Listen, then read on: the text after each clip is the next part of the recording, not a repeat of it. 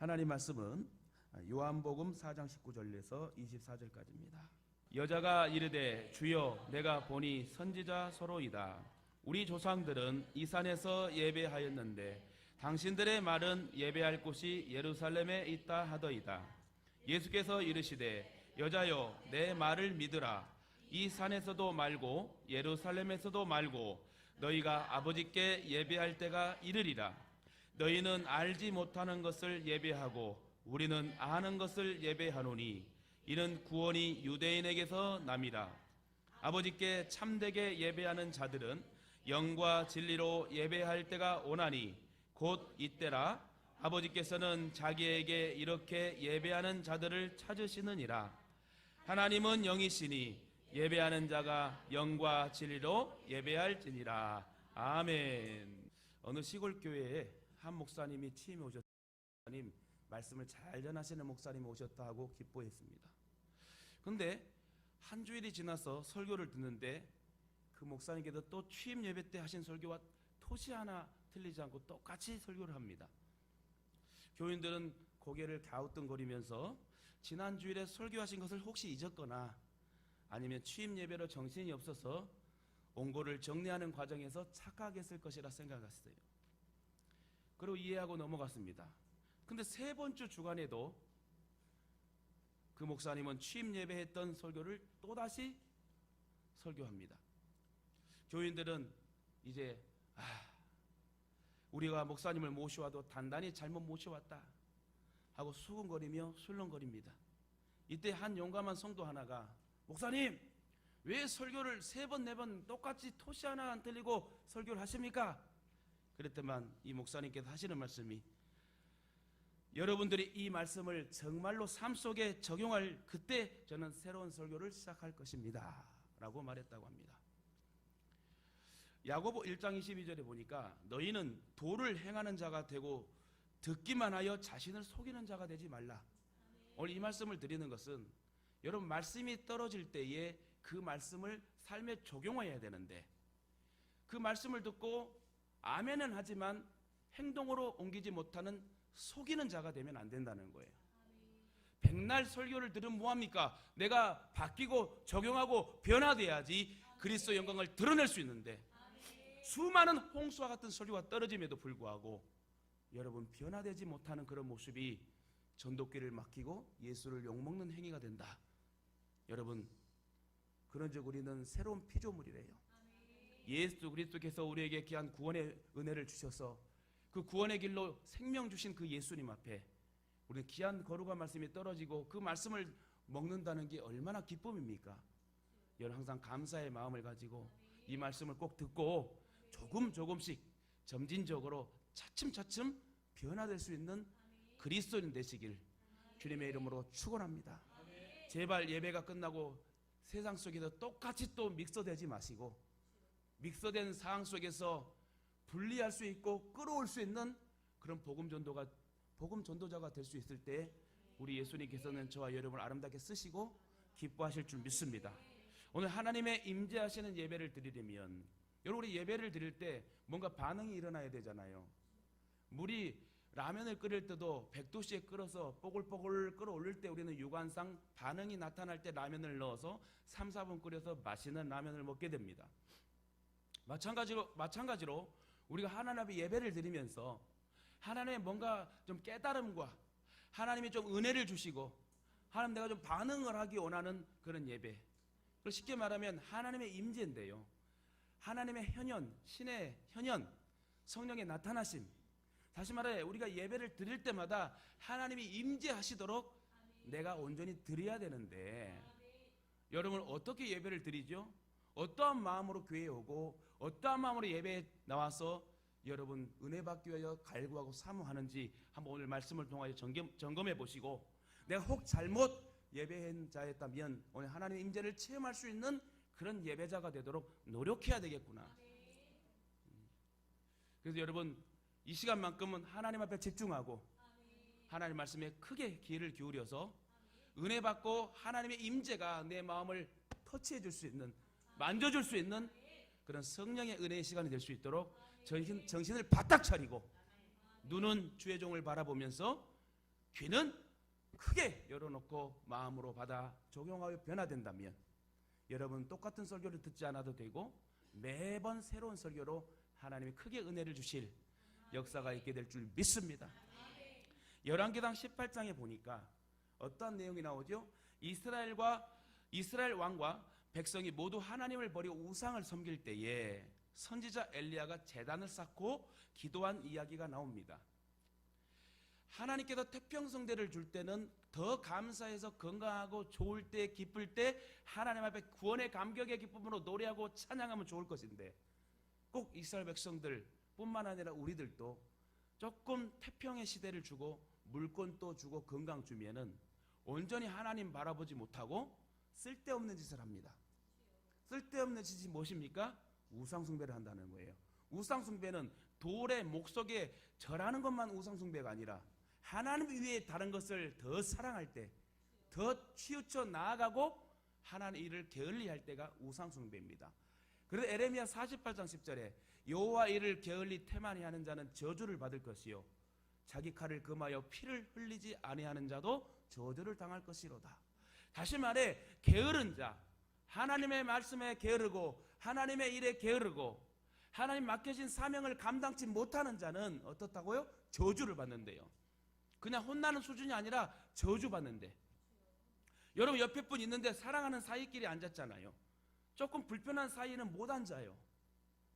근데 여러분 사랑하는 사람인데 갑자기 너 저주받을지어다 그러면요 그때부터 같이 안 앉아요.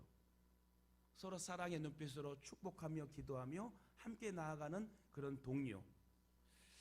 어쨌든 엘리야가 갈멜산에서 아합왕을 모시고 바알과 아세라를 섬기는 선지자 850명을 놓고 대결을 합니다. 대결을 했다는 것은 각자의 신에게 제사를 지냈고 예배를 드렸다는 얘기입니다.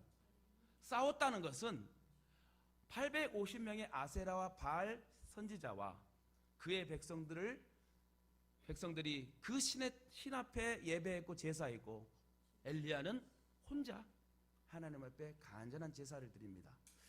저도 말씀을 준비할 때요 우리가 한 달 전에 악한 므낫세 왕에 대해서 좀 배웠잖아요. 그 악한 므낫세 왕도 엄청난 죄악을 저지르고 왜 태어났을까라고 까지 역사가들이 말할 정도로 추악한 나쁜 왕이었는데 그가 철저히 회개하는 기회를 얻어서 그의 왕조의 실조에 묻혔다고 그랬잖아요. 다시 왕으로 복귀해서 평안하게 열조에 들어갔다고 그랬어요. 여러분과 제가 진짜 하나님 앞에 어떠한 추악한 죄를 지어도 내가 하나님 앞에 죄인으로서이다 하고 철저히 간절히 회개하는 마음을 가지고 내가 변화의 눈물과 변화의 행동으로 인하여 내가 진정 변화된다면 하나님 그 어떤 것도 과거도 묻지 않으시고 지금부터 다시 시작하여 천국 가는 그날까지 멋진 인생으로 아름답게 쓰실 줄 믿습니다. 돌로 제단을 쌓고 그 위에 나무를 놓고 그 위에 송아지를 잡아 각을 떠서 올려놓습니다. 그리고 각기 자기 신에게 기도하며 불이 내려와 이 모든 것을 태워주기를 원한다 라는, 그래서 태우는 신이 참 신이다 라는 대결, 각자 예배를 드리죠. 엘리야는 혼자 예배를 드리고 아세라 바알 선지자 850명과 백성들은 아세라 신에게 바알 신에게 예배를 드려요. 그리고 각기 자기 신에게 기도하여 불이 내려와 재물을 사르는 신을 참 인정으로 하자. 엘리야는 먼저 바알과 아세라 신을 섬기는 850명의 선지자에게 기도를 하라고 그러죠. 넌 너희들대로 예배해라. 누가 임재하는 하나님이 임재하시는 것을 너희 두 눈에 목격될 것이다 하면서 엘리야는 마음을 주께로 향하고 하나님의 방법대로 기도하는 예배자로 나아갑니다. 그들은 자기들 신에게 불로 응답해 달라고 기도했으나 아무 응답 없을 때에 바알과 아세라를 쫓았던 선지자들은 자기 몸을 해하면서 자해를 하면서까지 막 그렇게 엉뚱한 짓을 하도 열받게 하니까 나타나지 않고 반응이 나타나지 않으니까 화가 나가지고 자기들의 몸과 마음을 해하면서 짜증을 부립니다. 뛰기도 하고 서로 몸을 상하게 하면서까지 부르짖었으나 저녁이 다 되도록 바알과 아세라 신은 응답이 있었다 없다? 없었다는 거지요. 이때 엘리야가 그 환경을 다 목격하고 니들 다 했냐? 예배 다 드렸냐? 제사 다 드렸냐? 부르짖고 간구했냐? 이때 많은 사람들이 보며 엘리야를 주목할 때 엘리야가 단 주변에 도랑을 파괴하고요, 물통 4개를 제물 위에 다 물을 다 쏟아 붓습니다. 여러분, 마른 장작이 잘 타요? 젖은 장작이 잘 타요? 근데 마른 장작 모든 상황 속에 그냥 물을 그냥 다 부어버리네요. 그런 다음에 엘리야는 여호와 하나님 앞에 어떻게 기도했다? 무릎 꿇고 기도했고 간절히 기도했다. 어디도 신방 가는데요, 기도를 시키면 어떤 분은 무릎을 꿇고 해요. 물론 그게 예의죠. 무릎을 꿇는다는 것은 간절성을 표현한다는 의미예요. 그래서 엘리야는 그렇게 딱 물을 4통 부어놓고 하나님 앞에 많은 사람들이 볼 때 다른 행동을 하지 않고 뛰거나 자해를 하고 몸을 상하게 한 것이 아니라 많은 사람들, 아세라 바알 선지자와 백성들이 보는 앞에서 간절히 무릎 꿇고 하나님 앞에 기도했더만, 기도 내용을 백성들로 하여금 하나님이 하나님 되심을 나타내 주옵소서 하고 엘리야가 간절히 무릎 꿇고 호소하고 기도했더만, 하나님께서 그 제물과 나무와 제단을 태우고 도랑에 물을 핥기까지 그 불로, 성령의 불로 다 태워버립니다. 저는 찬양 중에, 복음성가 중에 이런 찬양 좋아해요. 불을 내려 주소서 내게 성령의 불을, 할렐루야. 이것을 차에서 딱 틀고 가잖아요. 그러면 얼마나 힘이 나는지 몰라요. 차도 같이 춤춰요. 여러분 기쁘지 않습니까? 불을 내려 주소서. 왜요? 내 더러운 찢기와 거짓된 탐욕의 정욕들이 불을 내려 태워주시고 암덩어리를 태워주시고 모든 연약한 부분을 태워주셔서 하나님의 영광을 드러낼 인물이 되기를 원해요. 이렇게 엘리야는 멋지게 많은 사람들 앞에 하나님이 하나님됨을 증거하게 되고, 이때 백성들이 엎드려 여호와 하나님이 참 신이구나, 여호와 하나님이 임재하셨다, 하나님이 나타나셨다. 오늘 이곳에 저와 여러분이 예배하는 곳에 나타나셔야 돼요. 여러분 마음속에 임재하셔야 돼. 우리가 이곳에 오셔서 이곳에 앉으소서 하고 찬양을 하면 뭐예요? 진짜 내가 임재해요, 하나님을 체험하여 예배가 기쁘고 예배가 치료가 되고 예배가 회복이 되어서 내가 이 세상을 넉넉히 이길 수 있는 믿음의 사람이 될 때 여러분 하나님이 쓰시는 사람이 아닌가요? 하나님께로 마음을 돌이킨 백성들은 엘리야의 명을 따라서 850인의 우상 섬기는 선지자들 다 처단합니다. 이처럼 하나님의 임재가 있을 때 변화의 역사가 일어난다. 여러분 예배 한번 잘 드리잖아요, 치료가 임해요. 예배 한번 잘 드리잖아요, 문제가 해결돼요. 예배 한번 잘 드리면요, 교통정리가 확실히 되는 게 예배란 말입니다. 왜요? 예배의 대상은 하나님이시고 그 받으신 하나님께서 역사하시면 능치 못할 일이 없다. 이처럼 하나님의 임재 역사가 나타날 때 여러분 변화의 역사가 나타나고, 이 사건으로 우상 섬기던 자들이 돌아오고 하나님과 세상 중간에서 갈등하던 자들이 온전히 하나님 앞에 돌이킵니다. 여러분 예배 잘 드렸어요. 진짜 복음 전도자의 삶, 진짜 행복한 모습, 기쁨의 모습으로 부모에게 비치고 자녀에게 비치고 가족에게 비치고 친척들에게 친구들에게 비칠 때에 예수 그리스도가 소개되는 거예요. 근데 날마다 인상 쓰고 표정 관리 못하고, 여러분 인상은 언제 왜 쓰게 된 줄 아세요? 마음이 편치 못할 때 인상을 쓴대요. 마음과 생각이 편치 못할 때 인상이 써진대. 저와 여러분은 구원받았고요, 걸어갈 수 있고 예배할 수 있고 먹을 수 있고 찬양할 수 있고 구원의 감격의 기쁨을 평생을 노래할 수 있는 특권을 받은 자라면 여러분 인상 쓰며 살아야 됩니까? 조그만 감정의 현실 앞에 무너져야 됩니까? 하나님이 나를 위하여 찢기까지 아들 예수 그리스도를 죽이기까지 그 피를 흘렸건만 우리는 주님 앞에 무엇을 올려드리고 무엇을 드리는지 여러분 한번 생각해 보십시다. 여러분 이 사건으로 우상 섬기던 자들이 다 돌아오고 하나님과 세상 중간에서 갈등한 자들이 온전히 하나님의 임재를 목격하고 하나님을 믿게 됩니다. 지금까지 하나님은 죽은 자를 살리셨고요, 홍해를 갈랐고 요단강을 건넜고 여리고성을 무너뜨렸고 각종 병을 치유했고 죽은 자도 살리신 여러분 살아계신 하나님의 힘을 저와 여러분은 믿고 있습니다. 이와 같이 하나님이 임재하실 때에 귀신이 떠나가고 옛 성품이 완전히 죽어지게 된다. 사람이 사람을 바꿀 수 없어요. 하나님이 사람을 바꿀 수 있어요. 엘리야처럼 간절히 무릎 꿇고 기도하는 흔적을 남기세요. 하나님이 임재하실 때 우리의 성품이 새로워지고 마음의 평안과 감사가 생깁니다. 하나님이 임재하시는 예배가 아니면 자꾸 불평과 따지고 묻고 자꾸 은혜 받지 못하는 행동들을 해요.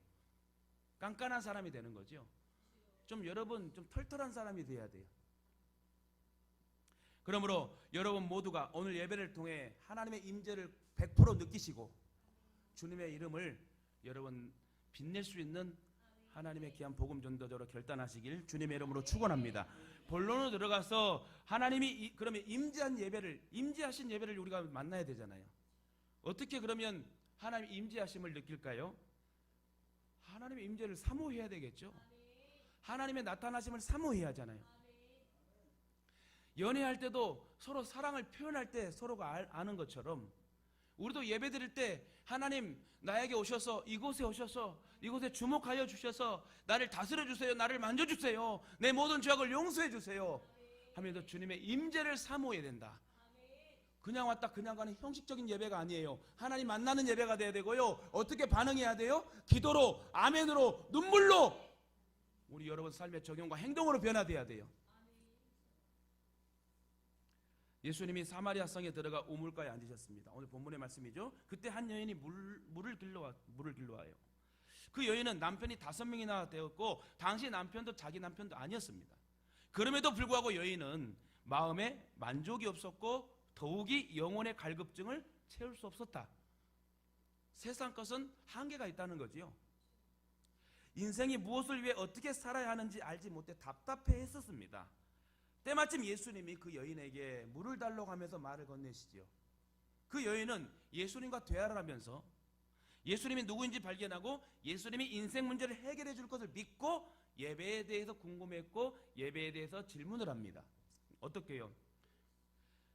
우리 조상은 이 산에서 사마리아에서 예배하였는데 당신들 유대인의 말은 예배할 곳이 예루살렘에 있다 하더이다 라고 물었을 때 예수님이 어떻게 얘기하시죠? 예수님은 가시적인 보이는 장소를 말하지 아니하시고 하나님은 영이시니 신령과 진정으로 예배할지니라. 신령과 진정은 간절함이에요. 엘리야가 무릎 꿇고 하나님이 역사하실 것을 믿고 간절히 무릎 꿇고 기도했던 그 간구를 보시고 하나님 멋지게 역사하십니다. 여러분 다시 말해 하나님은 신령과 진정으로 예배하는 자, 간절히 하나님의 임재를 사모하고 나를 찾는 자. 예배 오실 때 지각하지 마세요. 진짜 100% 응답받고 100% 치료받고 100% 은혜 받으려면 처음부터 여러분 하나님 앞에 마음에 들어야 돼. 여러분 영화관에 갔을 때 저는 한 번씩 사모랑 영화를 한번 봅니다만은 영화 볼 때 꼭 시간에 쫓겨가지고 5분 꼭 늦게 들어가요. 그러면 얼마나 찝찝한지 몰라. 그것 때문에 끝나고도 다시 볼 수도 없는 거고. 여러분 어떤 느낌입니까? 예배는요 하나님 앞에 준비해서 나와야 되는 거예요. 옷도 가장 좋은 예쁜 걸로 입고 오시고 최상의 것으로 하나님께 드릴 수 있는 게 예배입니다. 여러분 정말 하나님 앞에 신경 씁시다.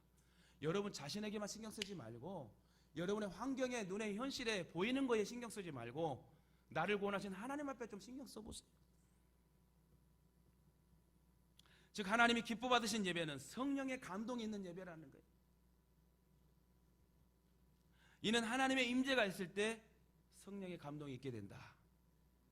이처럼 영적인 갈급함을 느낀 사람은 예배를 사모하게 돼 있어요. 그리고 예배를 어떻게 드려야 하는지 관심을 갖게 됩니다. 그러므로 저와 여러분들도 하나님의 임재를 사모하는 마음으로 갈급한 마음으로 예배에 참석하세요. 와, 오늘 예배를 통하여 내가 저번에 치료를 받았고 예배를 통하여 좋은 일이 많이 일어났는데 이거는 초등신학이야. 초등학교 수준. 여러분 하나님은 그 정도만 우리에게 주시겠어요? 예수님의 제자들이 귀신을 쫓아내고 병을 고치러 와서 너무 기뻐가지고 예수님 우리가 이러한 능으로 이렇게 다 귀신이 떠나가고 벌벌 떤다고 막 기뻐가지고 예수님 앞에 막 흥분해서 왔어요. 예수님 뭐랍니까? 얘들아, 그걸로 인하여 기뻐하지 말고 너희들의 이름이 생명책에 기록된 걸 기뻐해라. 오늘 예배하는 목적이 뭡니까? 천국 가려고 그러는 거예요. 저와 여러분은 천국을 따놨어요. 그 천국 백성이기 때문에 기쁨으로 예배하고 감사하며 예배할 수 있는 그런 하나님의 사람이 되어야 될 줄 믿습니다. 두 번째, 하나님이 임재하시는 예배를 드리려면 전인격적으로 헌신과 희생이 따라야 된다는 거예요. 전인격이 뭐라고 그랬죠? 몸과 마음과 모든 생각과 행동들의 헌금의 물질까지, 그걸 전인격이라고 그래요. 전체의 인격을 말한다는 거예요. 로마서 12장 1절에 보니까 너희 몸을 하나님이 기뻐하시는 거룩한 산제사로 드리라. 이는 너희의 드릴 영적 예배니라. 예배를 드릴 때 우리의 몸과 마음, 송두리째 전 인격을 드려야 돼요. 이는 영적 예배가 산제사가 아니라 산제사가 영적 예배래다. 다시 말은 저와 여러분의 살아있는 제사 예배가 그게 영적 제사라는 거예요. 다시 말해 우리 몸과 마음을 전 인격적으로 드리는 것이 하나님이 기뻐 받으시는 거룩한 제사이고 그것을 영적 예배라고 그래요. 왜요? 하나님은 영이시니.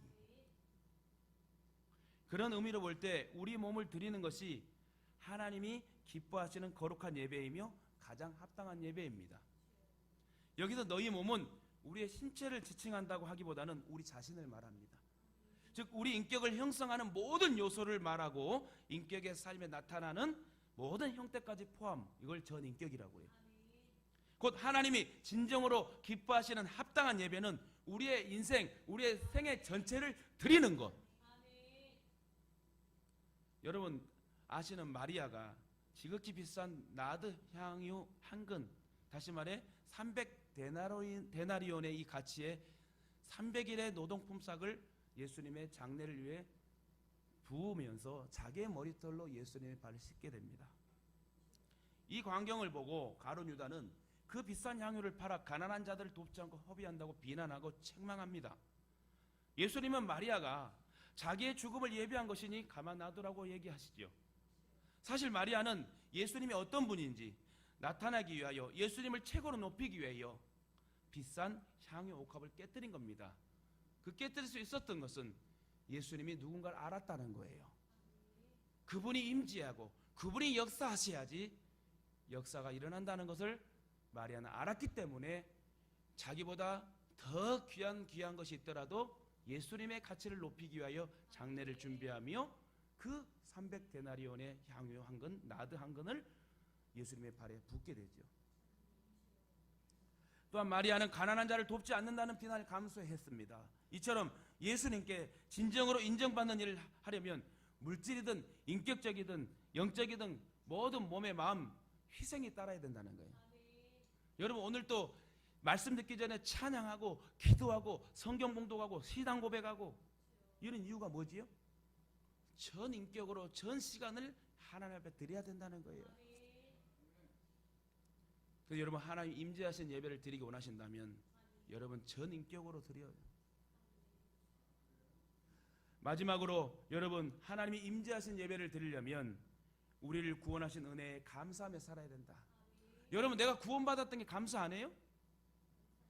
여러분 내가 하나님의 은혜를 입어서 구원의 반열에 서서 내 사후의 죽음 이후에 심판받지 않고 천국에서 영원토록 살 수 있다는 거 얼마나 감사해요. 어제는 어떤 분이 그래요. 갑자기 울어요. 왜? 난 또 뭔 일 터진 줄 알았어요. 그때만 목사님 옛날 7년 전과 7년 전의 사진과 지금의 사진을 보니까 너무 늙었어요 하면서 울더라고요. 하나님이 내 마음을 위로해 주신지는 모르지만 그런 마음이 서로 교통할 때 서로 불쌍히 여기고 서로 귀하게 여기며 교회를 세워가는 줄 압니다. 목사와 성도가 우리 예동의 성도들은 참 파란만장한 그런 어려움이 많이 있었다고 저는 고백해요.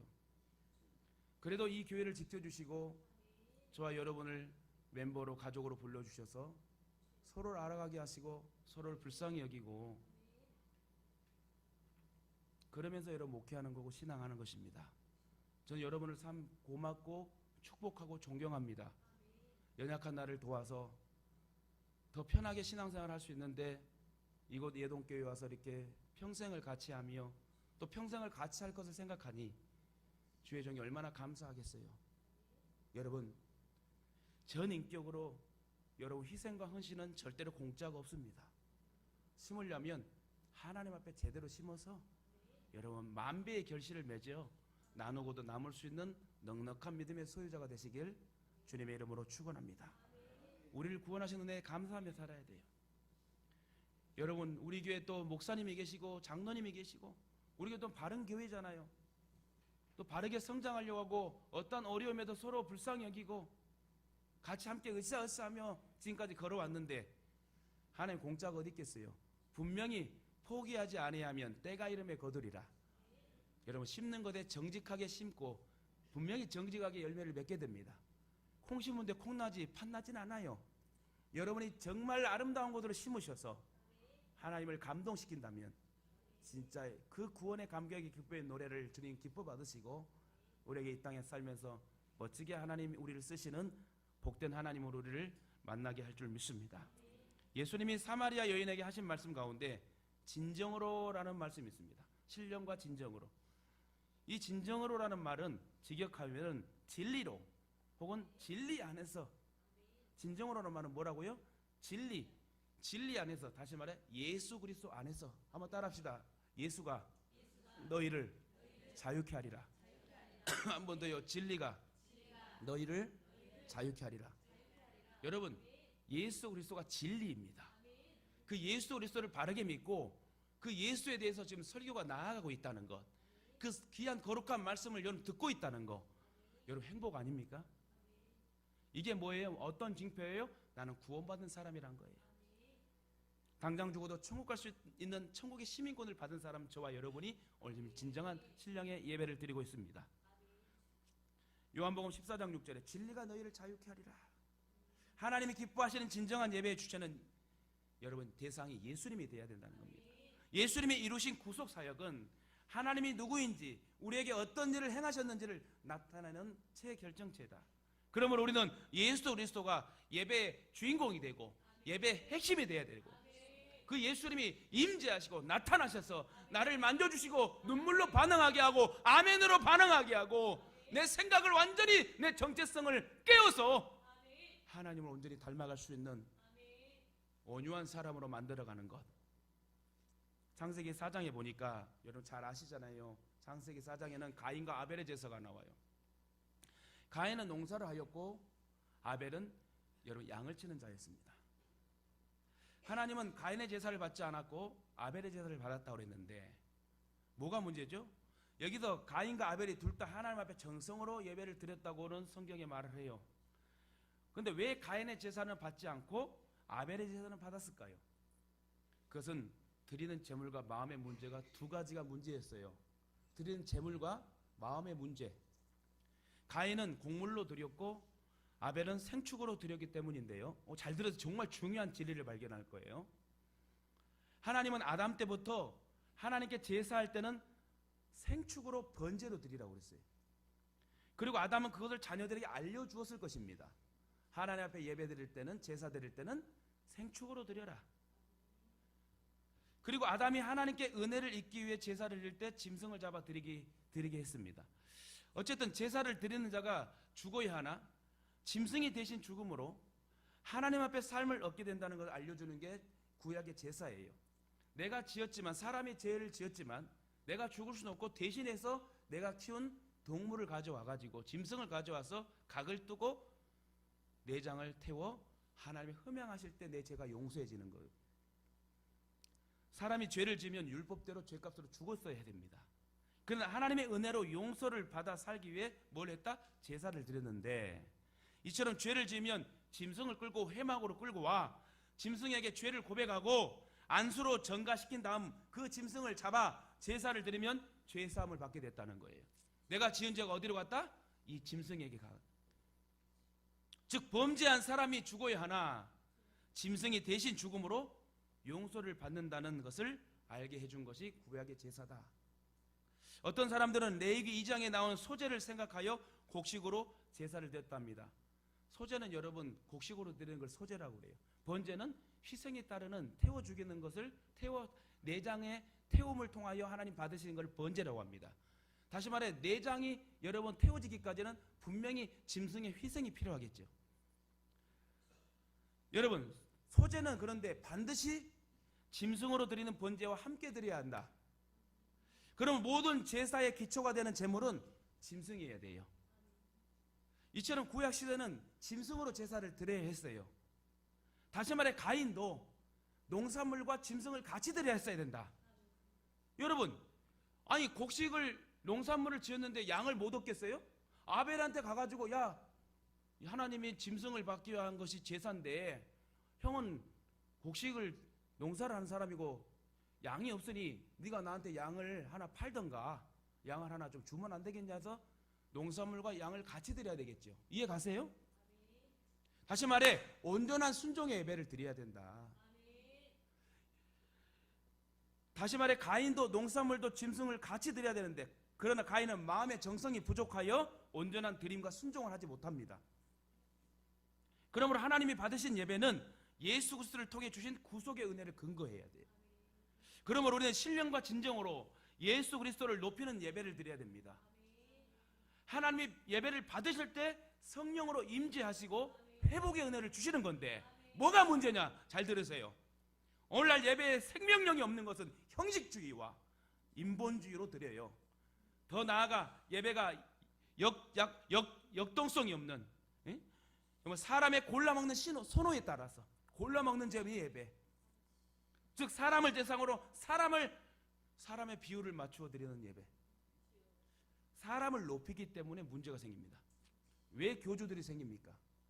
신이 아니라 사람을 높이기 때문에. 예수님이 있어야 할 자리에 물질과 명예와 학식, 사람이 있기 때문에 그래요. 하나님이 받으신 예배는 우리의 외적인 거룩한 외식이 아닙니다. 그래서 예수님은 바리새인의 외식주의를 비판하고 판단하고 책망했습니다.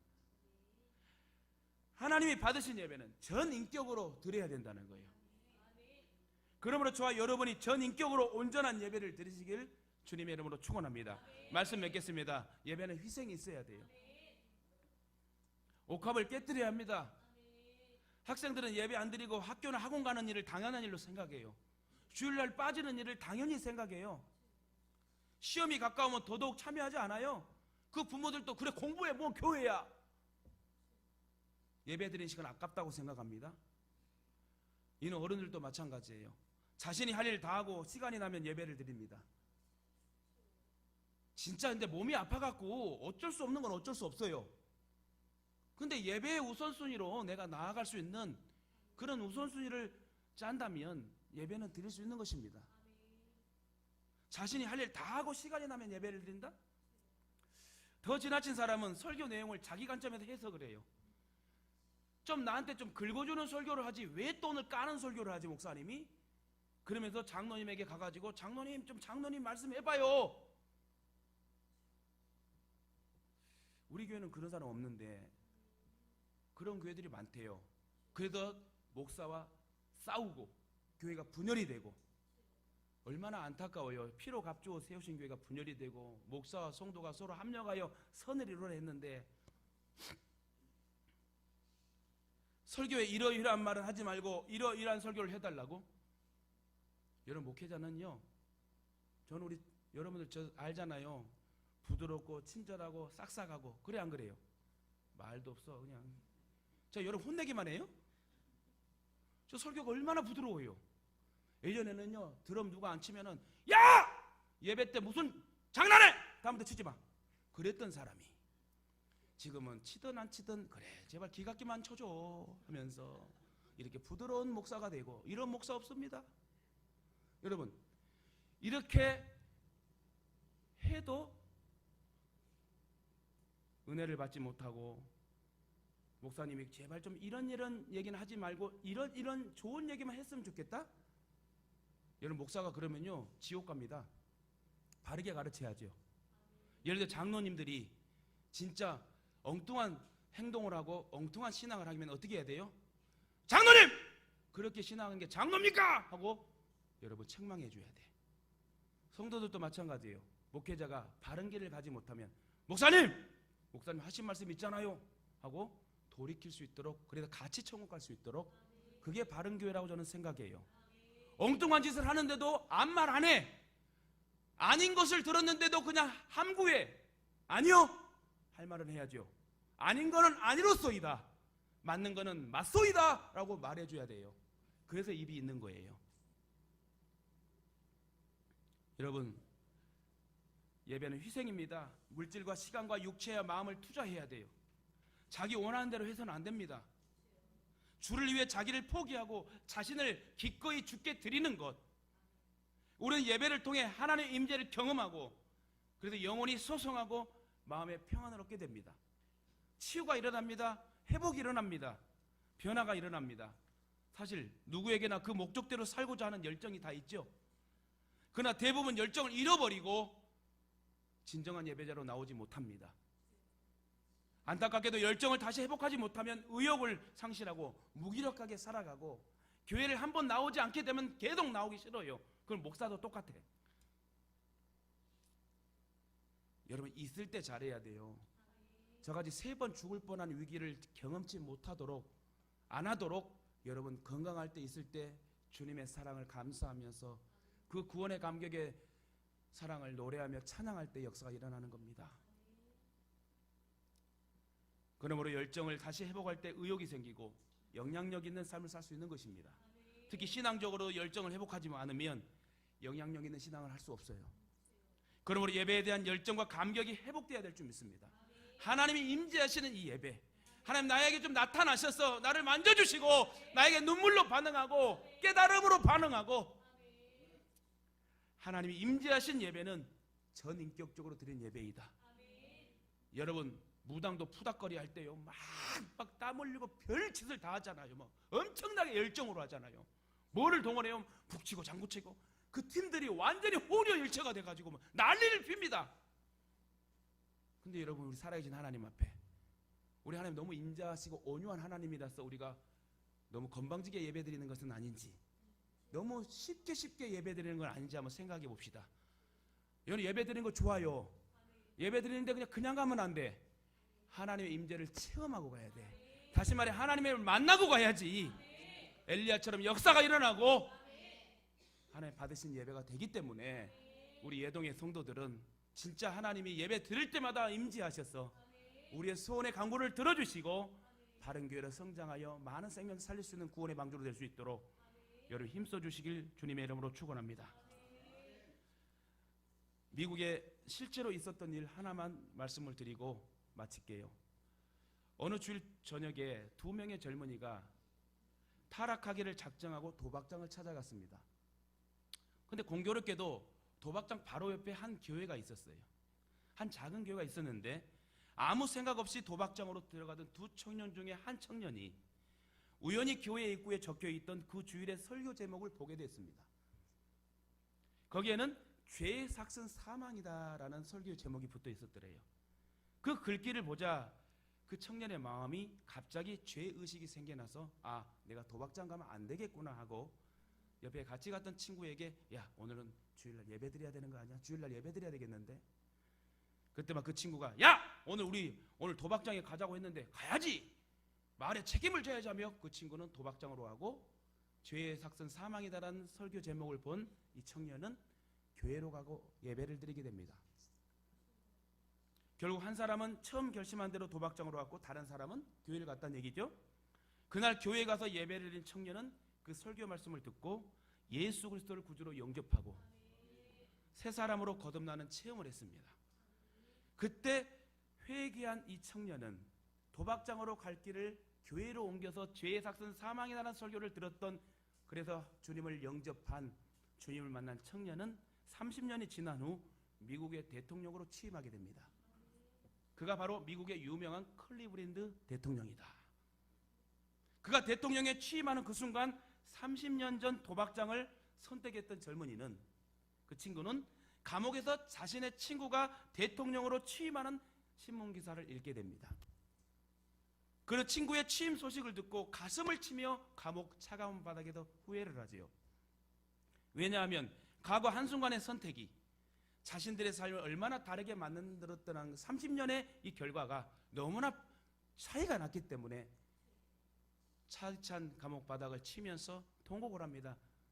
내가 그때 하나님의 임재를 체험했다면, 내가 예배를 통해서, 설교를 통해서 클리브랜드 친구처럼 하나님을 체험했다면, 하나님의 임재를 만났다면 나는 이 감옥 차디찬 바닥에 썩지 않을 것인데 하고 가슴을 치며 통곡했다고 그래요. 여러분, 냉장고, TV 선전에도 순간의 선택이 10년을 좌우합니다라는 여러분 많은 그런 뭐라고 그러죠? 이거를 광고를 봤을 거예요. 하지만 우리 인생은 어떤 선택을 하나야 따라 영원히 좌우됩니다. 10년이 좌우되는 것이 아니라 예수를 선택할 때 영원 천국이고, 예수를 선택하지 못했을 때의 영원 지옥이라는 것을 우리는 알기 때문에 저와 여러분이 영원히 천국 갈 수 있는 평생에 좌우되는, 영원성이 좌우되는 예수를 만났기 때문에 오늘 이 자리에 앉아 예배드리는 것입니다. 자, 여러분은 하나님의 임재를 지금 사모하는 마음으로 예배를 드리고 있고, 지금 세상에 있는 등산가는 모든 각종의 사람들은, 하나님 모르는 사람들은 하나님의 임재를 사모하지 않고 전인격으로 드려지지도 않고 자기들의 돈과 물질과 인본주의에 빠져서 지금도 허덕이고 지옥 가는 걸 모르고 살고 있다는 것. 누가 행복한 사람입니까? 여러분이 행복해요? 세상 사람들이 행복해요? 여러분, 우리가 행복한 것입니다. 클리브랜드 대통령이 도박장과 교회 사이에서 한쪽을 선택해야 하는 어려운 갈등에 놓였던 것처럼 우리에게도 영원한 생명과 영원한 죽음 사이에서 선택해야 하는 갈등에 끊임없이 놓이게 되고 결정에 장애가 생깁니다. 우리는 그럴 때마다 하나님이 우리에게 기대하시는 대로 올바른 선택을 할 수 있어야 돼요. 저라고 여러분 안 놀고 싶겠어요? 저라고 여러분 저도 마음대로 자유분방주의예요, 저는. 근데 여러분, 예수 그리스도를 만나서 그 모든 것을 내려놓고 깎고 깎아서 동글동글한 목사가 되어서 예수님을 닮아가려고 사도 바울처럼 헬라인에게 앞에서는 헬라인처럼, 유대인들 앞에서 유대인처럼 간슬게 다 빼주고 주님을 증거하는 그런 멋진 인생을 살기 위해서 저와 여러분이 지금 훈련받고 있다고 생각합니다. 여러분 진정한 예배자이고, 진정한 예배자, 신령과 진정으로 드리는 그 예배를 통하여 하나님이 임재하신대요. 잠언 14장 16절에 지혜로운 자는 두려워하여 악을 떠나나 어리석은 자는 방자하여 스스로 믿느니라. 여러분, 예수 그리스도를 선택했고 예수 그리스도가 임재하는 날마다 드리는 예배가 그래서 복된 예배가 되어 하나님이 여러분에게 반응을 시켜줄 수 있는, 하나님이 진짜 만져주실 수 있는, 예배 드릴 때마다 하나님의 임재를 날마다 체험할 수 있는 그런 멋진 간증의 용사들이 되시길 주님의 이름으로 축원합니다.